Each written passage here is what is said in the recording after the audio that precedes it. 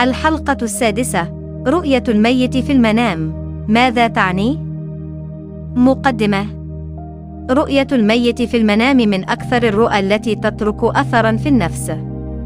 فهل الميت يأتي برسالة؟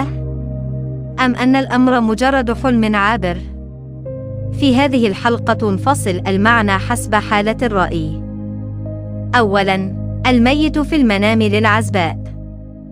الميت يبتسم أو يبدو مرتاحاً، بشارة بخير قادم، وربما زواج قريب.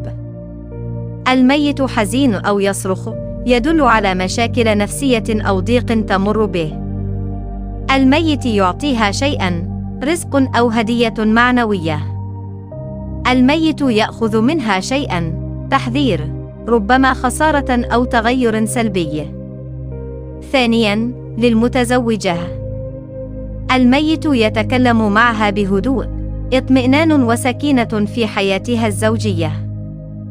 الميت يحذرها من شيء، يجب الانتباه لنصيحته، ربما مشاكل أسرية أو صحية.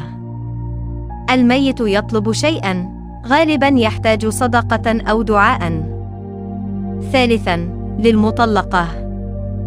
الميت يواسيها أو يحتضنها، إشارة لتعافي نفسي قادم، وربما رجوع أو زواج جديد. الميت يظهر متألماً، انعكاس لوضع نفسي صعب أو وجع داخلي. الميت يعطيها مفتاحاً أو ذهباً، بداية مرحلة جديدة مشرقة. رابعاً، للرجل، أعزب أو متزوج. الميت ينصحه أو يعظه، تنبيه للتوبة أو تعديل سلوك.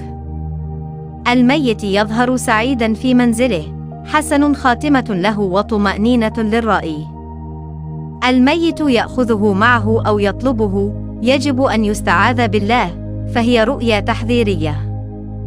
الخاتمة: الميت إذا جاء في المنام، فهو يحمل رسالة، ولكن فهمها يتطلب دقة وسياقاً.